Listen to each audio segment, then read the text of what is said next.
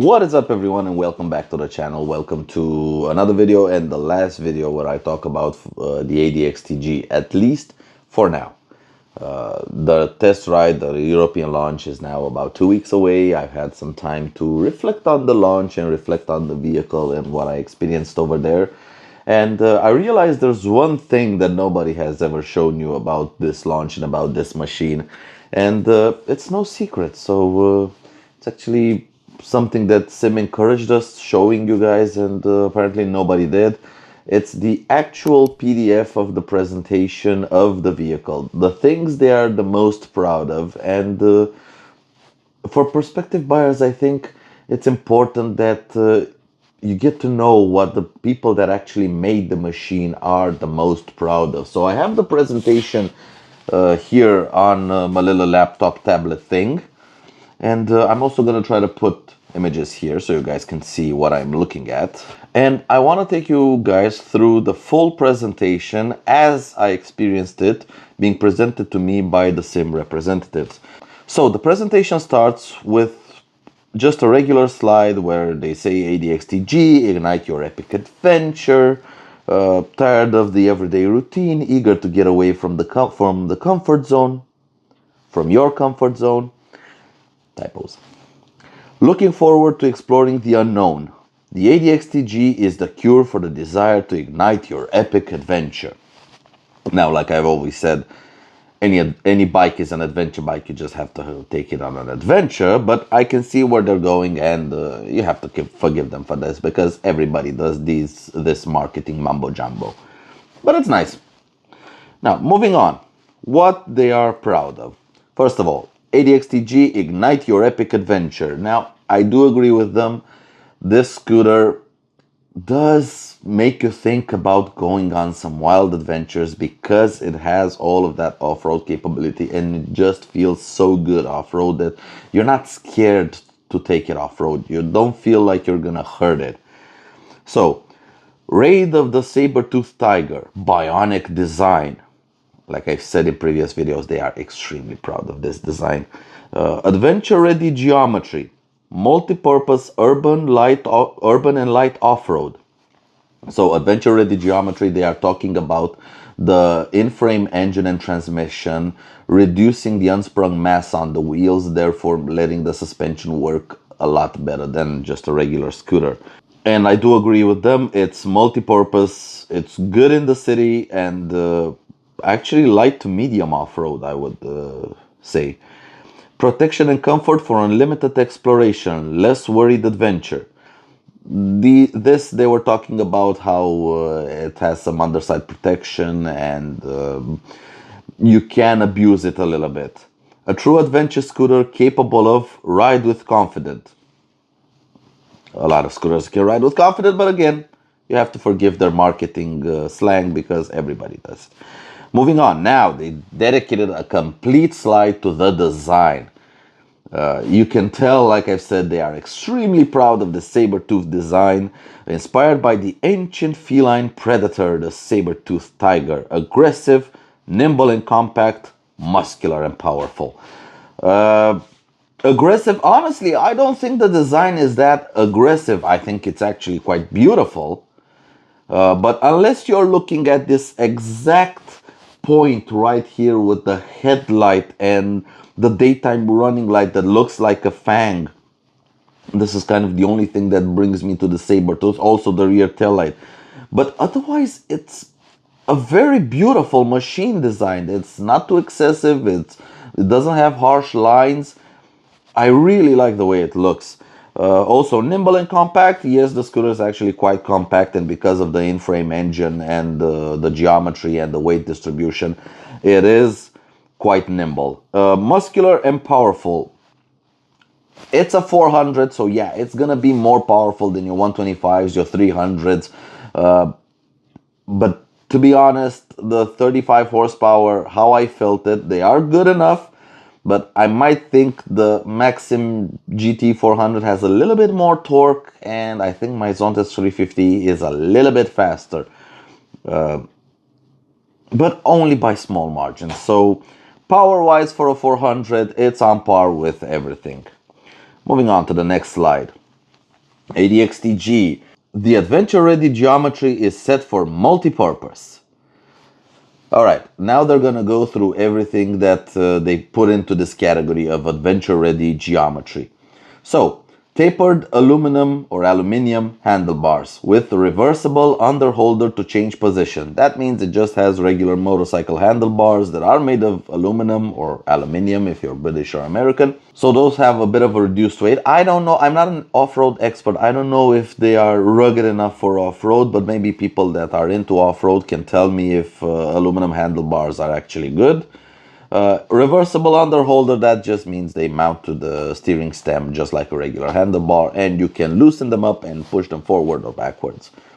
But it's nice to see these kinds of things on a scooter. Number 2, extended footboards, street cruising and standing position. I can confirm that you can ride this thing standing, and you can control it standing very easily. Even we have the rider here that's actually standing on it, showing us how the riding position is. And it's not the perfect standing riding position like on a motorcycle, but it's good enough where you can actually use it and you can actually ride it standing. Centralized center of gravity, engine, tank, battery in the midsection. Yeah, this thing, this is what they actually told us. Not only did they move the engine and transmission in frame, the fuel tank is also just above the transmission actually, and the battery is just above the engine. Everything sits right in the middle of the scooter between the two wheels and between your legs. That means the center of gravity and the center of mass of the machine is smack dab in the middle, and riding it, especially on twisty roads, you can feel just how nimble and agile it is. Less unsprung mass. On the front, we get a 41mm upside down fork, lightweight wheels, 275mm single brake disc up front, and the rear independent swing arm. Yes, unsprung mass off-road, especially on the rear suspension, is a game changer. Honestly, I know a lot of people have been asking, comparing it to the Zontes 368G and the Peugeot XP400. Guys, I understand those are good adventure scooters. I haven't ridden any of them, but they look awesome. The problem is, at the rear wheel, those have an engine and transmission hung to the rear wheel. So when you hit a bump, you have all that weight that is unsprung, that is not supported by the suspension system of the scooter. So when you hit a bump and the wheel has to go up, it has to go up while countering the force of all that weight that's on it. And it's really hard on the suspension, and bumps feel really harsh. Whereas with this, it's basically just a motorcycle suspension. When you hit a bump with the rear wheel, it just easily goes up and down and soaks up the bump because there is less unsprung mass. Unsprung mass is a word you're gonna hear a lot with the ADX TG, and believe me, it is very important. That's what I keep telling people. Before you compare it to the other off-road scooters like the Honda ADV 350, Zontes 368G, Peugeot XP400, this is the only one that has a rear independent swing arm and doesn't have the bulk and weight of the engine and transmission resting on the rear wheel. And that's very important off-road. Moving on to the next one. Premium protection and comfort is what you need for unlimited exploration. I can agree with that. So number 1, tool-free adjustable windscreen, high and low corresponding inclines. Yes, the windscreen is adjustable up and down, and it has 2 positions. The difference between them is 92mm of height. So I've ridden with it. In the high position, it offers decently good wind protection, and in the low position, it offers decently good ventilation in the warm summer days. Hand guards, enhanced protection in trails. Yes, these are the plastic kind of hand guards, which means they protect your hands from foliage that you might pass through or around. They're not for falling. So these are not lever guards. They're not going to protect your levers. They are just plastic. So in case you pass a tree and it has some branches on the side, they don't hit your hand on the handlebar, they hit the handguard and they're pushed away. Engine guard for rough terrain and exploration. Now, they show something at the front of the scooter as an engine guard. It's just a little bit of plastic. So here, SYM at least as an aftermarket option, I would love to see a proper aluminum or metal skid plate that can go underneath the entire part of the scooter. That would be awesome. Durable comfort seat. Long haul adventure is no big deal. I rode it for 3 hours. I had no issue with the seat. It was very comfortable. I had no problems, no backaches, no nothing. Very good support on it. So I have nothing to complain about the seat. Now, how does it do on a 12-hour journey or an entire day of full riding? I have no idea. I've only ridden it for 3 hours. And the seat height is 790 millimeters tall. Granted, this seems a little bit high, but the scooter right in the middle is quite narrow, so you can easily reach the ground. I am 175 centimeters tall, and I could reach the ground no problem on it. It wasn't intimidating. I didn't even think about it. So for me, at 175 centimeters tall, dead easy to mount and to handle the seat height. Moving on, now they talk about the engine. So, reason why the ADX TG is a true adventure scooter. First of all, the all-new biaxial balancer engine assures each adventure ride is pleasurable. That basically just means the engine has 2 balance shafts and there's basically no vibrations. And I can confirm that there were small and very little and very unnoticeable vibrations. You had to really be looking for them. So what do they say? The 2 balance shafts deliver dominant vibration killing operation quality for full-scale riding conditions. Again, marketing mumbo jumbo. Basically, the engine doesn't vibrate, and I can confirm that. So, in terms of power, we've got 35 horsepower or 35 PS at 7,000 RPM, 37 Newton meters of torque at 5,500 RPM.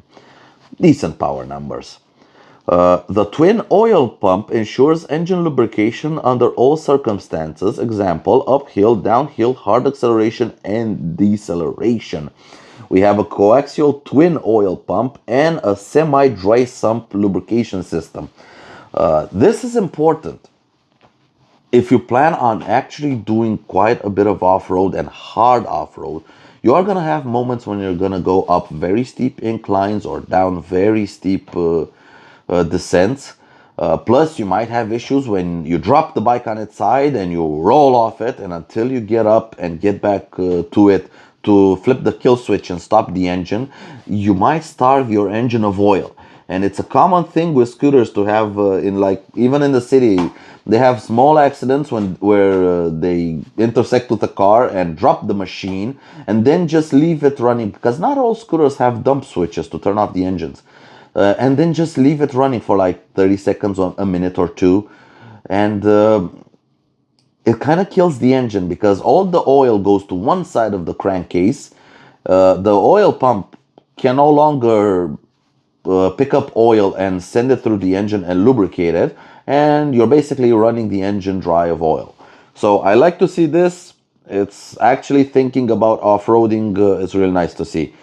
No need to readapt clutch control techniques and shift pedal position thanks to the automatic centrifugal wet clutch. It basically has a normal scooter centrifugal clutch, except instead of being a dry clutch with 3 or 4 prongs that contact the bell housing, it has a motorcycle style wet clutch, and but it is centrifugal, so you have no control over it. Now, this is not something new. In case you didn't know, the Maxim TL also has the same clutch, the AK550 also has the same clutch, and the Yamaha T-Max also has the same clutch. I think it's size limitations. If you put engine and transmission in frame, you have to use this wet clutch to make everything fit inside the frame of a scooter.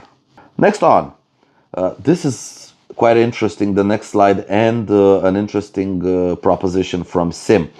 The ADX TG is powered by Hyper VVS technology. Variable inlet valve system brings linear acceleration and fuel efficiency. So SYM has gone to variable valve timing only for the inlet side now, but correct me if I'm wrong. Tell me down in the description below what other scooters come with variable valve timing. So we got for the intake side, you can see here in the picture, we have a low speed rocker arm and a high speed rocker arm. An oil controlled valve. The profile of the high speed cam changes valve lift and timing. So both valve lift and valve duration to increase high speed intake efficiency. The engine generates 90% of its torque at 4,500 RPM. And at 5,500 RPM, as you can see on the graph, the variable valve timing activates. It actually lights up a green symbol on the dashboard. And you can actually hear it because they've put the intake of the scooter right next to the steering stem. And because the variable valve timing is on the intake cam, when it turns on, you can actually hear it starting to growl. So below 5,500 RPM, you have the normal scooter sewing machine sound. Above it, when it opens up, you actually hear like a very aggressive intake noise. It's not exhaust, so it's not an exhaust growl or burble. It's a very aggressive intake noise, and I really loved that when I was riding it. The EMS controlled Hyper VVS determines activation by engine revolution, engine temperature, and throttle position. From my experience, it basically activates at 5,500 RPM kind of all the time. But yeah, it's a new technology. It's awesome. I really like how it changes the sound of the scooter. It feels like when you get on it, it feels like even the scooter itself is like, all right, we're serious. Let's do this, because it changes the intake noise, and intake noise is just something so purposeful. It's not like exhaust noise where you can make it louder or quieter. Intake noise is something so purposeful. It just screams power and screams bespoke. So I really enjoyed it, and can't wait to properly test it and see what are the benefits this VVS system has, like lower fuel consumption, greater acceleration on overtaking, on the highway, stuff like that. We will see that probably in the spring when I actually can get my hands on a unit and go for a 2-3 day road trip with it and see exactly what it's capable of. Next, we're talking about the frame. The all-new rugged chassis inherits the Maxim TL Sporty Soul. So they basically started off from the Maxim TL general idea of a frame and modified it for this machine. Maximized utility and controllability for either city or rough terrain riding. Advanced computer-aided design and analysis, concise structure, high rigidity, lightweight. As you can see on the image, the engine is actually a stress member of the frame that adds to rigidity and also to reduce its weight. At 217 kilograms, it's not necessarily the lightest thing in the world, but for a scooter with an in-frame engine and transmission, it's actually quite good for weight. The new chassis is partnered with aluminum triple clamp. So yeah, it has a motorcycle style front fork with a triple clamp. Molded and forged bridges, high strength and weight reduced. So they were very proud the frame is nice and strong so it can handle proper off-road. And while I was off-roading it, I had no issues with frame flex. I didn't feel anything weird. It was very confidence inspiring. The elevated air cleaner box avoids inhaling filthy air and imports cooler and fresher air and durable performance. As you can see in the picture, they've moved the air cleaner box, so the air filter box, right up next to the steering stem and to the handlebars. So that's what I was saying. They did that to allow the scooter, when you're off-roading in dry, dirty environments like sand or stuff like that, the air cleaner to be a little bit higher, so in case you have a lot of dust, dust usually settles down, so the engine has a better chance of drawing in fresh air and prolonging the life of your air filter. Plus, like I've said, it adds the benefit of you actually being able to hear the variable valve timing turning on and turning off. Now, the next slide. This is important. Sanyang multi-link suspension leads the dynamic in performance. I can totally agree with this. This centralized multi-link technology is originated from the premium Maxim TL, kind of like the idea is from the Maxim TL. Comfort plus sporty feedback for on-road and off-road. The Euro-style aluminum swing arm is 20% longer but weighs the same 7 kilograms compared to the Maxim TL. Guys, look at this suspension system. This is a motorcycle rear end. Again, when you are comparing this to other 300-400cc ADV scooters, keep in mind this rear suspension system, and please, when it comes available at your local dealer, go take it out for a test ride. Get it on some bumpy surfaces, on some bumping roads. Feel that suspension working, because I have ridden a lot of scooters, including I have ridden the Honda ADV 350. Believe me, this suspension is in a different league, honestly. Next we have Bosch Off-Road ABS as advanced rider aids is a saber to hunt new horizon. Again, the saber-tooth tiger thing.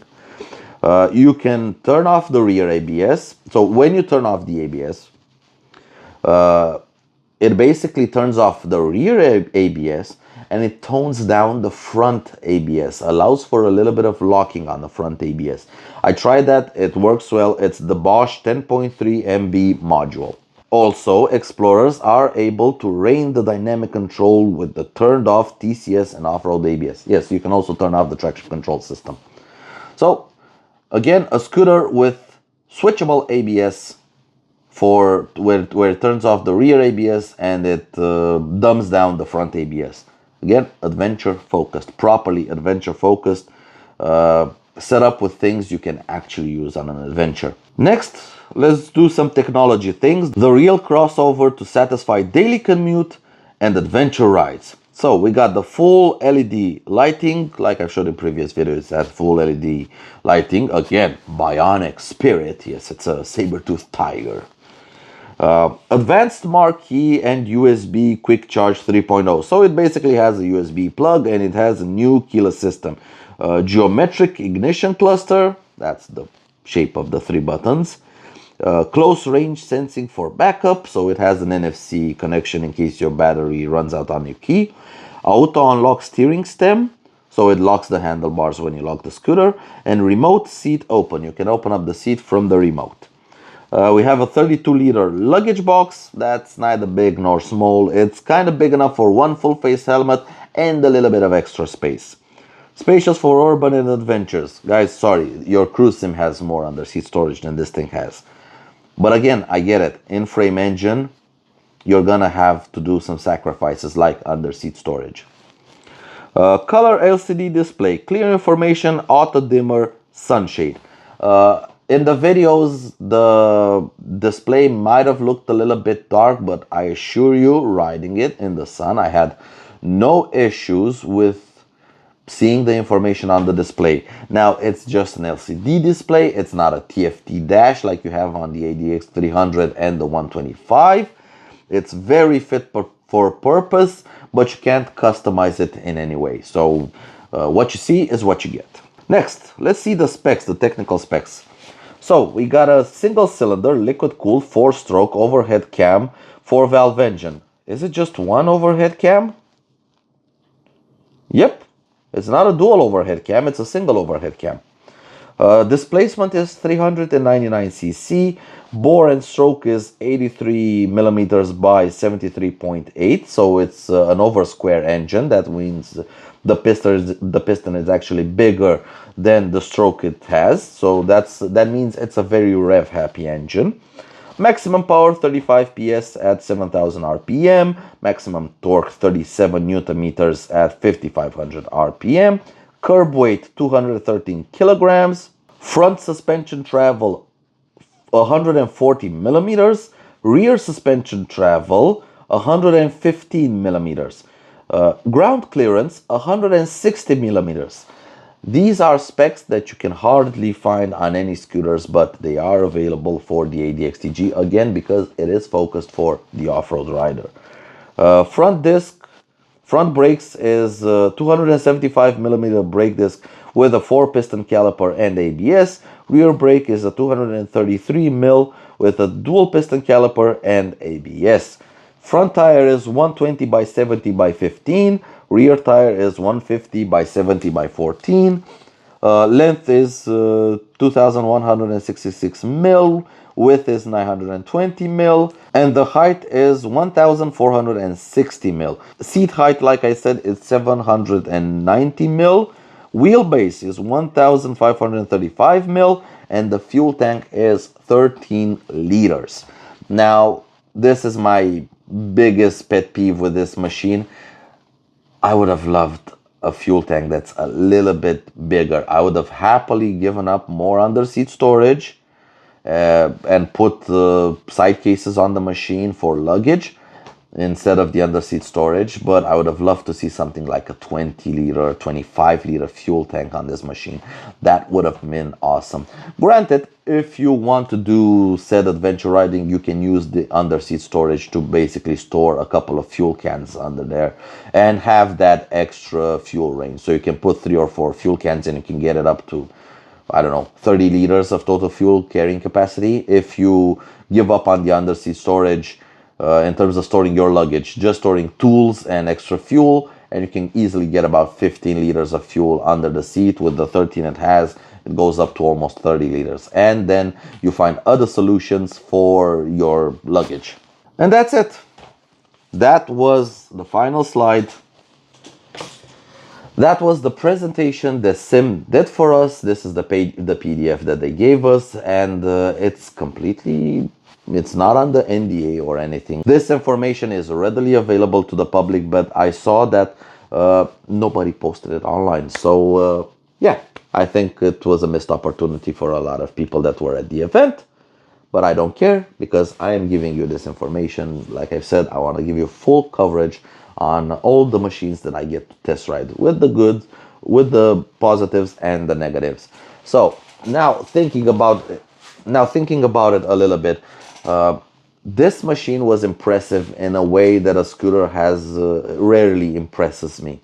Most scooters handle just about the same, but this machine is thought out differently. It's actually a proper off-road machine, and it's very hard for me to compare it to other ADV scooters.